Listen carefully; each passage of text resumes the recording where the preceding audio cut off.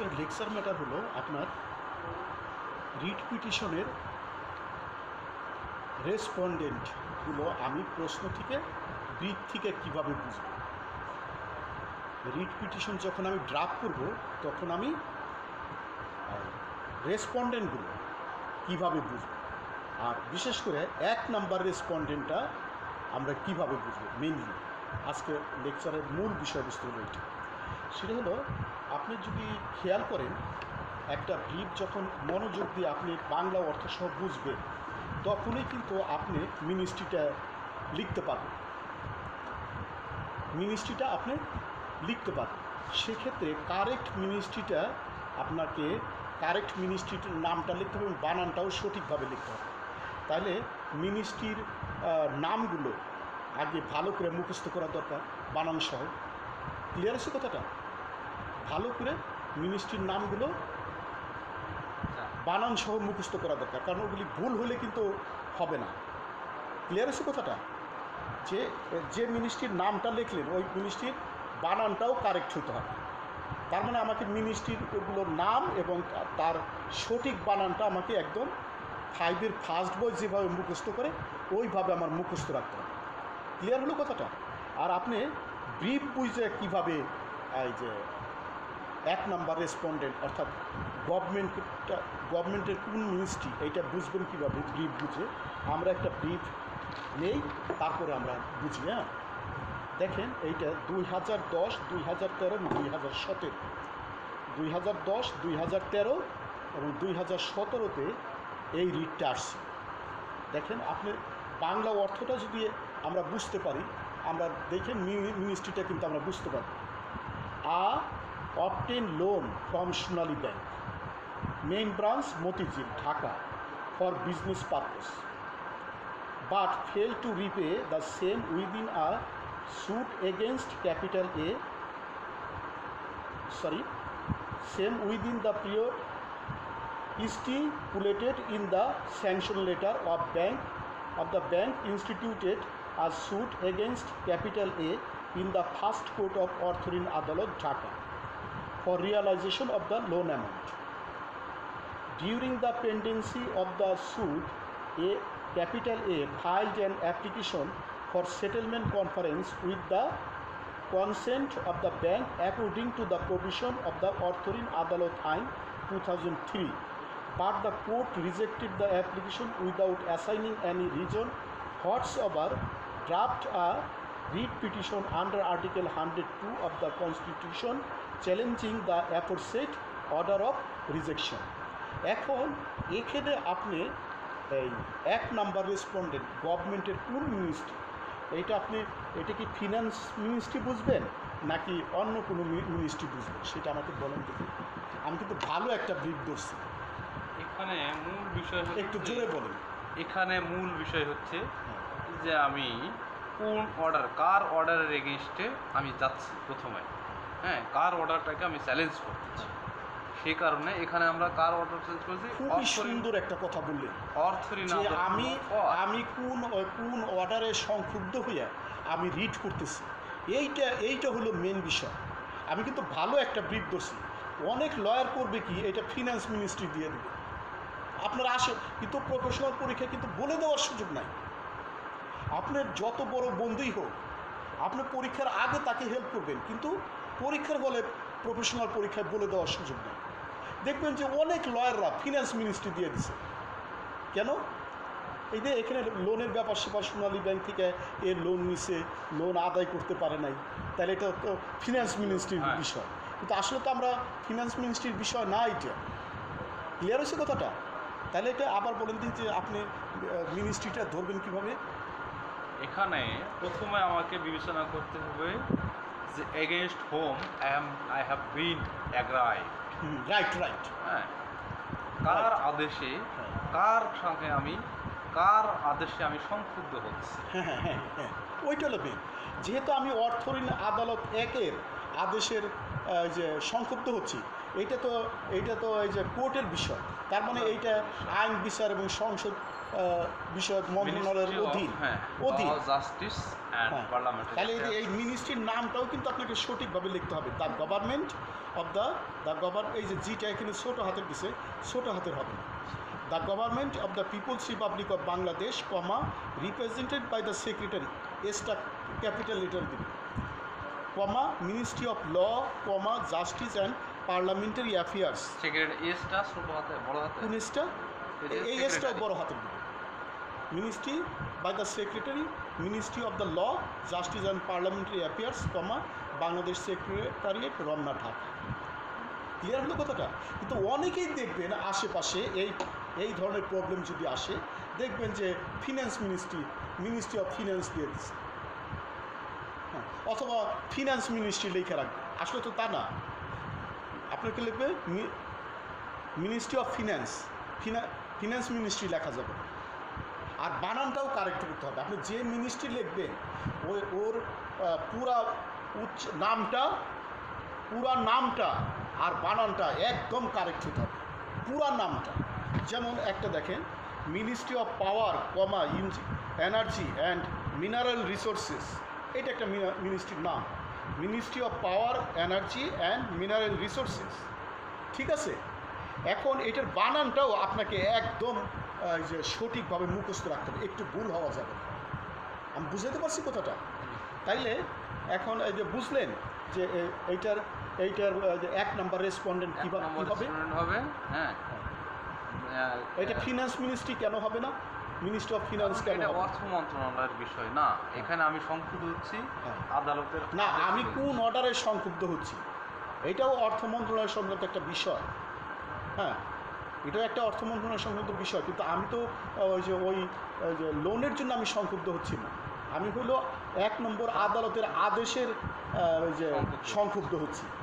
Clear হয়েছে? এখানে কিন্তু ফিনান্স মিনিস্ট্রি আছে, কিন্তু আমি কোন আদেশে আমি এবার যে সংক্ষুব্ধ হচ্ছি, ওইটা হলো মেন বিষয়। ক্লিয়ার বিষয়টা? আমরা আর একটা প্রবলেম নেই, আমরা 1 নম্বর রেসপন্ডেন্টটা বুঝতেছি। দেখেন আর একটা জিনিস দেখেন, খুব ভালো করে খেয়াল করে, এই যে এই জিনিসটা অনেকেই ওই যে বুঝে নাই বিষয়টা। এটা 2013 সালের মার্চ মাসের 15 তারিখে এই ব্রিফটা আসছিল, রিট ড্রাফটিং হিসেবে আসছিল। দেখেন ব্রিফটা, capital A, an employee of Khulna City Corporation was terminated from service on 15/2/2013 with 3 months notice, pay as well as other benefits. In the termination letter, serious allegations of misconduct were brought against it. দেখেন যারা English ভালো বুঝে তাদের কিন্তু সিউটটাও মুখস্থ করা লাগবে না, গ্রাউন্ডসও মুখস্থ করা লাগবে না, সাবমিশনও মুখস্থ করা লাগবে না। এইটা আপনি ব্রিফ থেকেই গ্রামাটিক্যাল চেঞ্জ করে আপনি লিখতে পারবেন। যেমন আমি বলছিলাম যে আমি সিভিল আপিলে 37টা গ্রাউন্ড দিচ্ছি। হ্যাঁ, অনেক লয়াররা আমাকে মারতে চেয়েছে যে আপনি কি গল্প করেন না। এখানে যে বিষয়টা ছিল, হ্যাঁ, ওইটার ইংলিশে 37 গ্রাউন্ডস কোনোভাবেই হয় না। হ্যাঁ, কিন্তু আমি দিয়েছি। প্রথমটা ছিল এরকম যে সে দলিল বাতিল চায় না, দলিল বাতিলের ঘোষণা আছে, ঘোষণা চাইলে কি হবে না, দলিল বাতিল চাইতে হবে। হ্যাঁ, বলে এইটার এগেনস্টে এখানে এই দলিল বাতিল চাওয়া কিংবা ঘোষণা চাওয়া, শুধু ঘোষণা চাওয়া, আদালত নির্দেশ দিয়েছেন যে শুধু বাতিল চাই না, শুধু ঘোষণা চেয়েছে। হ্যাঁ হ্যাঁ হ্যাঁ, এইখানে 37 গ্রাউন্ডস মনে হয় না আছে পাওয়া সম্ভব। তবে যে কিছু না, এখানে খুব ভালো একটা কোশ্চেন করেছেন, সেটা হচ্ছে যে মূল ব্রিফের গ্রাউন্ডসগুলো তো খুব কম। মূল ব্রিফের মূল গ্রাউন্ডসগুলো, যে গ্রাউন্ডসে আপনি রেমিডি পাবেন ওই মামলার ব্রিফ অনুযায়ী, সেটা তো কম।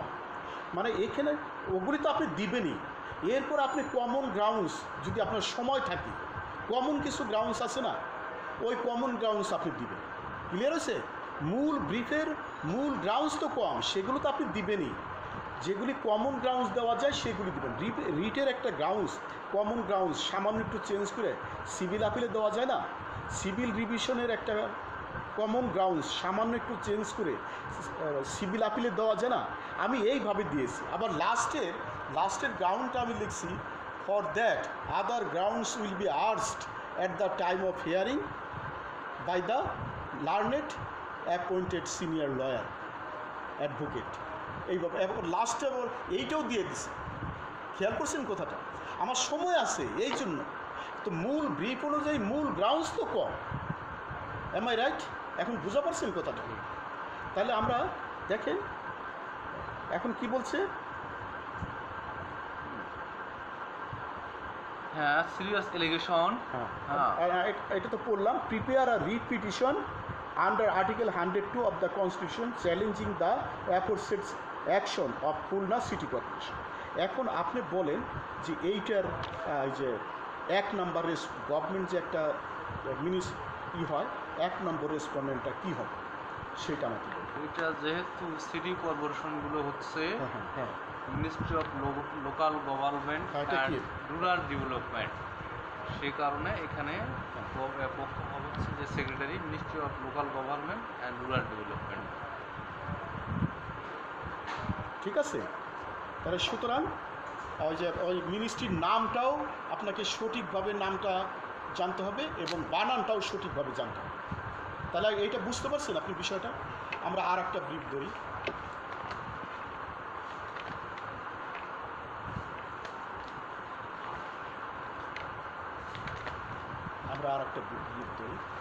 এটা হলো 2008-2011-তে এই ব্রিফটা আসছিল। আর ঠিক এই ধরনের একটা ব্রিফ 2021-এ আসছিল, কিন্তু অনেকেই এই যে মিনিস্ট্রির নামটা লেখা পারে না। এটা খুবই আশ্চর্য লাগছে। যেমন 2021 আসছিল কি বলেন দেখি, ঠিক এইটার আদলে ইনল্যান্ড ওয়াটার ট্রান্সফার অথরিটি একটু জোরে বলেন। মানে অত এইভাবে মানে নিজের বোর্ড অথরিটি একটা নিয়োগ বিজ্ঞপ্তি দিয়েছিল শিক্ষানবিশ সারেং নিয়োগের জন্য, এবং কয়েক মাস করার পর কাজ করার পর তাদেরকে স্থায়ী করা হবে, এই না জিনিসটা। তাহলে এটা তো এমনিই বোঝা যায় যে এইটা আসলে শিপিং মিনিস্ট্রির বিষয়। এটা চিটাগাং পোর্ট অথরিটি শিপিং মিনিস্ট্রির আন্ডারে একটা যে প্রতিষ্ঠান। তাহলে সুতরাং আমি এখানে নেভাল মিনিস্ট্রি দিতে যাবো কেন? আমার আশেপাশে দেখলাম যে অনেকেই নেভাল মিনিস্ট্রি অফ নেভাল এইগুলি দিয়ে রাখছে। নেভাল মিনিস্ট্রি নামে আমাদের কোনো মিনিস্ট্রি আছে, অথচ আশেপাশে নেভাল মিনিস্ট্রি দিল দেখলাম। তো এটা তো ইজিলি বোঝা যায় এটা শিপিং মিনিস্ট্রির আন্ডারে একটা বিষয়। তাহলে এইটা কী লিখতে হবে? 1 নম্বর রেসপন্ডেন্টে 1 নম্বর সেক্রেটারি মিনিস্ট্রি অফ শিপিং, এইভাবে লিখতে হবে, দ্য গভর্নমেন্ট, যেটা বড় হাতের দিকে, the Government of the people's Republic of Bangladesh, represented by the secretary এসটা বড় হাতের দেবেন, মিনিস্ট্রি অফ শিপিং বানানটা কিন্তু double P, Bangladesh secretariat, Ramna, Dhaka. Clear হয়েছে কথাটা? হ্যাঁ। এখন দেখবেন এই একই পিপলসটা কি সব বইতে পিটা কি ছোট আছে সবার? কোন পিটা? গভর্নমেন্ট অফ দি পিপলস, এটা তো পিপিটা বড় হাতের দিবে। পিপলস রিপাবলিক অফ বাংলাদেশ, আমাদের তো প্রপার নাউন সবসময় বড় হাতের অক্ষর হয়, এটা তো প্রপার নাউন। আমাদের দেশের নাম কিন্তু সাংবিধানিক নাম হলো গণপ্রজাতন্ত্রী বাংলাদেশ। হ্যাঁ, the people's Republic of Bangladesh, এর সংক্ষেপে আমরা বাংলাদেশ বলি, কিন্তু সাংবিধানিকভাবে এইটা আপনার গণপ্রজাতন্ত্রী Bangladesh, the people's Republic of Bangladesh. আমাদের মূল সংবিধানটা কিন্তু অনেক সুন্দর এবং অনেক আধুনিক। আমাদের যে মূল 72-এর সংবিধানটা অনেক আধুনিক এবং অনেক সুন্দর। তাহলে অথচ এইটা দেখলাম এই যে এইটা শিপিং মিনিস্ট্রি না দিয়ে লয়াররা নেভাল মিনিস্ট্রি দিচ্ছে। তাহলে এটা কাটা গেল না জিনিসটা? ক্লিয়ার হয়েছে কথাটা? এটা তো ইজিলি বোঝা যায়। তাহলে আমরা আর একটা ড্রাফট নিই।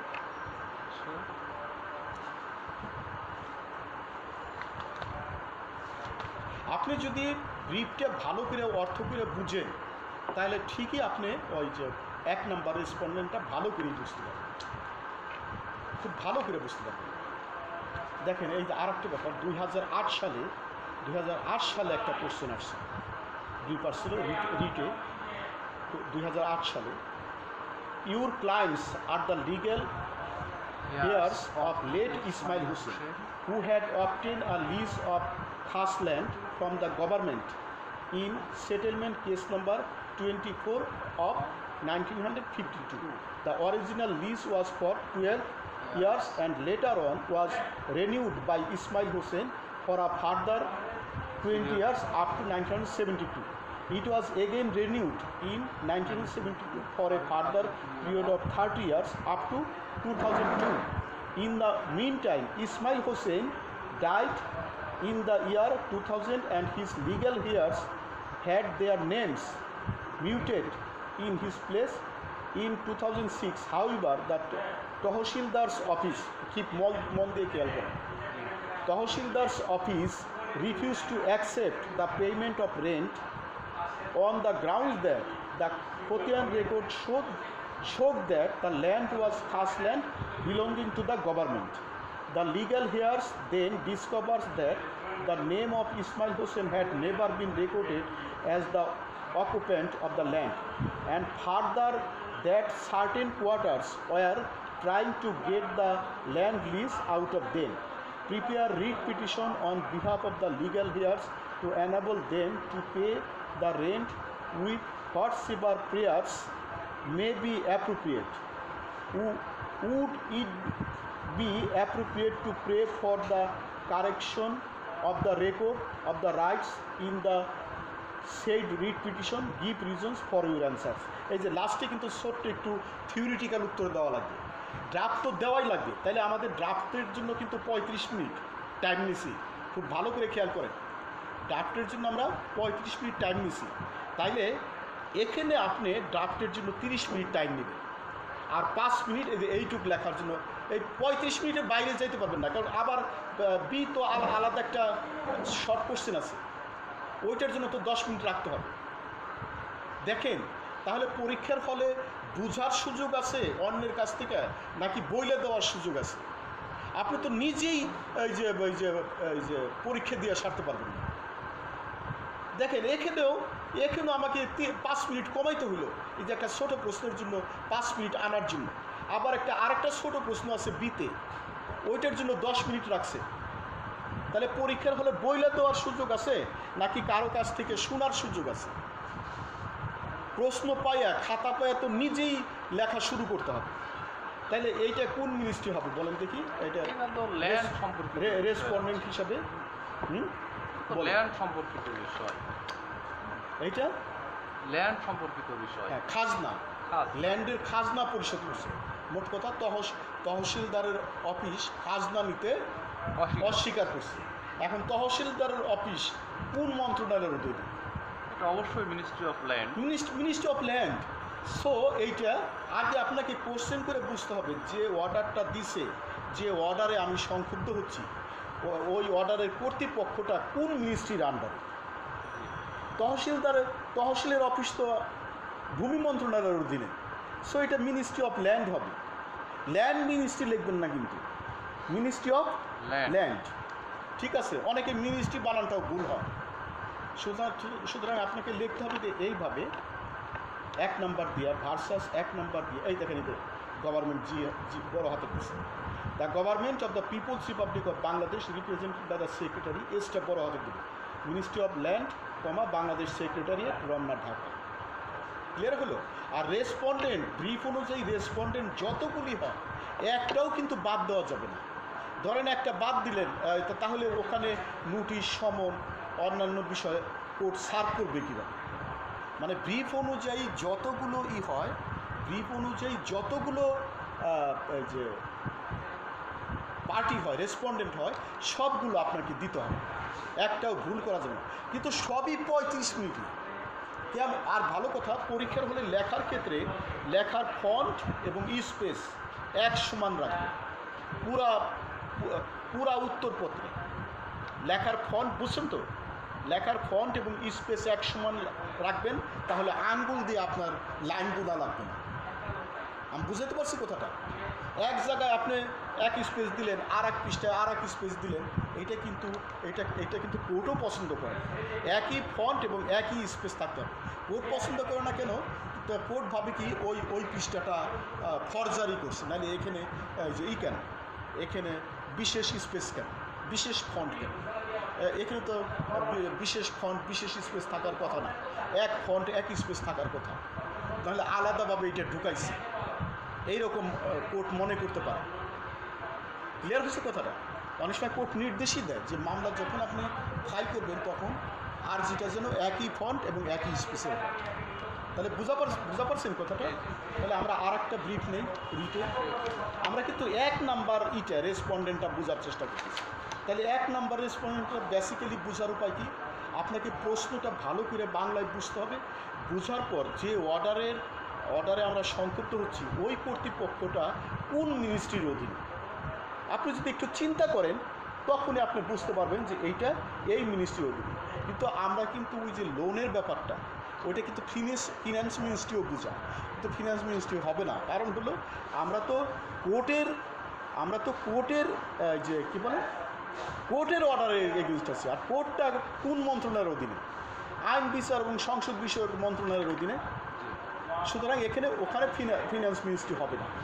এইরকম টেকনিক্যালি চালাকি করে কিন্তু প্রশ্ন করা হবে, এইভাবে টেকনিক্যালি খুবই চালাকি করে প্রশ্ন করা হবে, আপনাদেরও বুদ্ধি করে উত্তর দেওয়া লাগবে। আমাদের সময় একটা কোশ্চেন আসছিল যে এইটা পুরুষ পার্টি হবে নাকি মহিলা পার্টি হবে, আসছিল কিন্তু এই যে অনেক লয়ার দেখলাম এটাকে ওই যে পুরুষ পার্টি ধরে অ্যাড্রেস দিচ্ছে। ওয়াইফ অফ লিখতে হবে বা ডটার অফ লিখতে হবে, কিন্তু এই যে লয়াররা লিখতে পারে মহিলা, তাহলে ডটার অফও হতে পারে অথবা ওয়াইফ অফও হতে পারে। অথচ এটাকে পুরুষ মনে করে ওই সেন্টেন্সের মধ্যেই কিন্তু ওই যে হার কথাটা লেখা আছে। খেয়াল করেন কথা, ওই যে ব্রিফটার মধ্যেই কিন্তু ওই লাইনটার মধ্যেই কিন্তু হার কথাটা লেখা আছে। এই হার কথাটা থেকেও তো আমরা বুঝতে পারি যে এইটা পুরুষ না, এটা মহিলা পার্টি। সো এখানে ওয়াইফ অফ অথবা ডটার অফ হবে, এখানে সন অফ হবে না বা ফাদার অফ হবে না। আমি বুঝাতে পারছি কথাটা? এরকম টেকনিক্যাল প্রশ্ন করতে হবে। অর্থাৎ বাংলা ভাষায় যদি আপনি প্রশ্নটা ভালো করে বুঝেন আপনি অবশ্যই মিনিস্ট্রিটা লিখতে পারবেন, কারেক্টলি লিখতে পারবেন। আর মিনিস্ট্রির নামগুলো সঠিকভাবে মুখস্থ করবেন এবং বানানগুলো সঠিকভাবে মুখস্থ করবেন।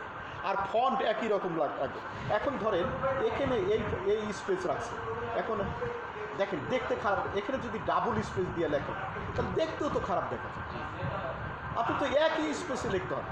আবার অথবা এই লাইনে আপনি এইটা ডাবল ফন্ট ইউজ করবেন, তাহলে দেখতে খারাপ দেখা গেল না? এক্সামিনার কি এই লেখা পছন্দ করবে? তাহলে লেখার সৌন্দর্য নষ্ট হয় না যদি স্পেস ভিন্ন ভিন্ন হয়, ফন্ট যদি ভিন্ন ভিন্ন হয়, লেখার সৌন্দর্য তো নষ্ট হয়ে যায়। আপনারা লেখার ক্ষেত্রে একই ফন্ট এবং একই স্পেস ব্যবহার করবেন all throw the answer paper. সমস্ত অ্যান্সার পেপারে আপনারা এই একই ফন্ট একই স্পেস ব্যবহার করবেন। ক্লিয়ার হচ্ছে কথাটা? তাইলে এইটা কোন মিনিস্ট্রি হবে বললেন? এটা মিনিস্ট্রি অফ ল্যান্ড, ঠিক আছে? তহসিলদারের অফিস খাজনা নিতে অস্বীকার করছে, সো এটা মিনিস্ট্রি অফ ল্যান্ড। তাহলে আমরা আর একটা ব্রিফ নিই, ঠিক আছে?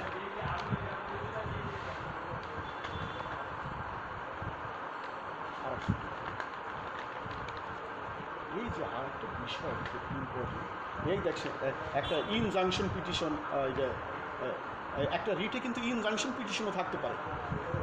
এই যে মানে এইটা খেয়াল করছেন, এই যে এইটা এই যে 2007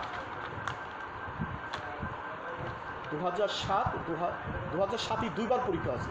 ডেপুটি কমিশনার অফ নেত্রকোনা, ওই যে লিজ খালিয়াজুরি ফিশারি, এইটা কিন্তু রিটও দিতে বলছে, আবার কিন্তু দিতে বলছে, ইনজাংশন পিটিশনও দিতে বলছে, ঠিক আছে? ইনজাংশন পিটিশনও দিতে বলছে।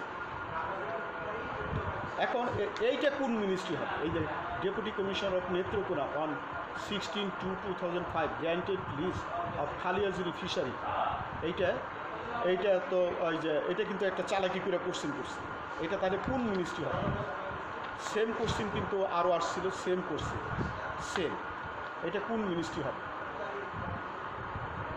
এটা যেহেতু ফিশারির বিষয় বেসিক্যালি, সুতরাং এটা বেসিক্যালি ল্যান্ড মিনিস্ট্রি হবে।